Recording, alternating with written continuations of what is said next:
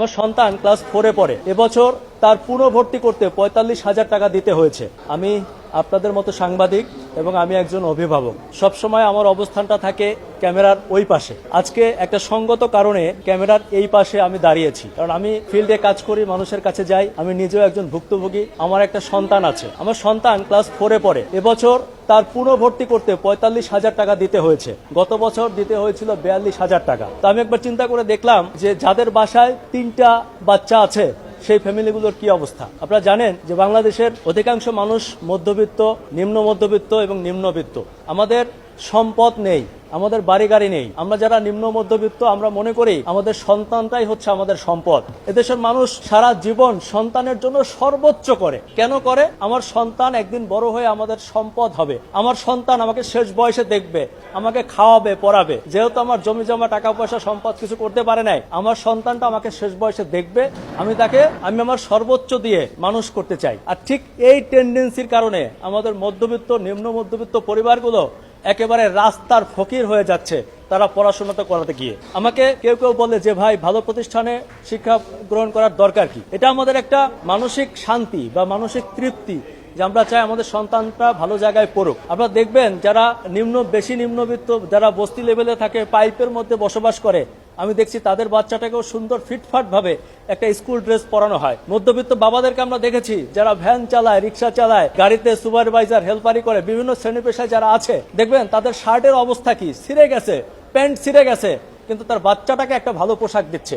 এটা আমাদের দেশের একদম রাষ্ট্রীয়ভাবে এমনটা হয়ে আসছে, কারণ আমরা চাই আমাদের সন্তানরাই আমাদের ভবিষ্যৎ হোক। কিন্তু দেখেন, আমাদের সেই সন্তানদেরকে নিয়ে আমাদের এই যে আমাদের এত পরিশ্রম, এত কষ্ট, সেই রিজিকটা প্রতি বছর শোষণ করে নিয়ে যাওয়া হচ্ছে শিক্ষা ব্যবস্থার নামে। আমি আরেকটা ব্যাপার আপনাদেরকে মাঝখানে বলে রাখি, আজকে যে কথাগুলো বলছি এগুলো সব প্রতিষ্ঠানের না। আমাদের দেশে কিছু প্রতিষ্ঠান আছে যারা এর ব্যতিক্রম। সবাই যেভাবে টাকা নিচ্ছে তা না, কিন্তু অধিকাংশ প্রতিষ্ঠান নিচ্ছে, এবং এ কারণে আরো দরিদ্র হচ্ছে, নিম্নবিত্ত একেবারে রাস্তার ফকির হয়ে যাচ্ছে এই বাচ্চাদের পড়াশোনা করাতে গিয়ে। আমাদের কথা হচ্ছে, আমরা একটা বাচ্চা স্কুলে ভর্তি করালাম, সে ফাইনাল পরীক্ষায় উত্তীর্ণ হওয়ার পর প্রতি বছর কেন তাকে ভর্তি হতে হবে? এটা কেমন সিস্টেম? আমরা যতদূর জানি সরকার থেকে বলা আছে যে প্রতি বছর পুনর্ভর্তি ফি নেওয়া যাবে না। এই পুনর্ভর্তি ফির নামে দেখেন শিক্ষাটাকে একটা পণ্য বানানো হয়েছে এবং অভিভাবকদেরকে বানানো হয়েছে ক্রেতা। আর এই পণ্য আর ক্রেতার মাঝখানে প্রতি বছর প্রায়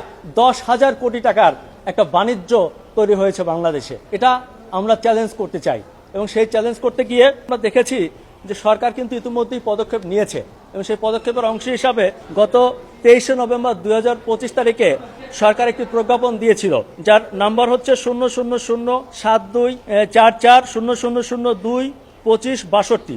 এর 15-5 ধারার উপধারায় বলা আছে, একই প্রতিষ্ঠানে বার্ষিক পরীক্ষায় উত্তীর্ণ হয়ে এক শ্রেণী থেকে পরবর্তী শ্রেণীতে ভর্তির ক্ষেত্রে প্রতি বছর সেশন চার্জ নেওয়া যাবে, তবে পুনর্ভর্তি ফি নেওয়া যাবে না। এটি একটি গুরুত্বপূর্ণ প্রজ্ঞাপন, যেটি স্বাক্ষর করেছিল রেহানা পারভীন, শিক্ষা মন্ত্রণালয়ের সচিব। একটা ব্যাপার চিন্তা করে দেখেন, একজন সচিবের স্বাক্ষর করা একটি প্রজ্ঞাপন বাংলাদেশে বাস্তবায়ন করা যায়নি। কেন যায়নি?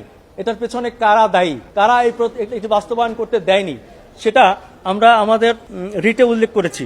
দেখেন, এভাবে যে 10,000 কোটি টাকা প্রতি বছর বাণিজ্য হচ্ছে, এভাবে চলতে পারে না। আমরা তাই বাংলাদেশ আইন ও অধিকার এইড সংগঠনের পক্ষ থেকে আজকে মহামান্য হাইকোর্টে আমরা একটি রিট পিটিশন করেছি জনস্বার্থে, যেখানে স্পষ্ট আমরা 3টি নির্দেশনা চেয়েছি।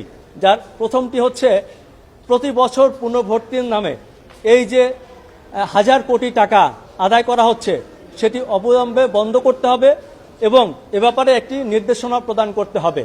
দ্বিতীয়ত হচ্ছে, যারা এবছর অলরেডি পুনর্ভর্তি হয়েছে, হাজার কোটি টাকা দিয়ে যেসব প্রতিষ্ঠানগুলো এই টাকা নিয়েছে, সেই টাকাগুলো ফেরত দিতে হবে, এ ব্যাপারে একটি নির্দেশনা প্রদান।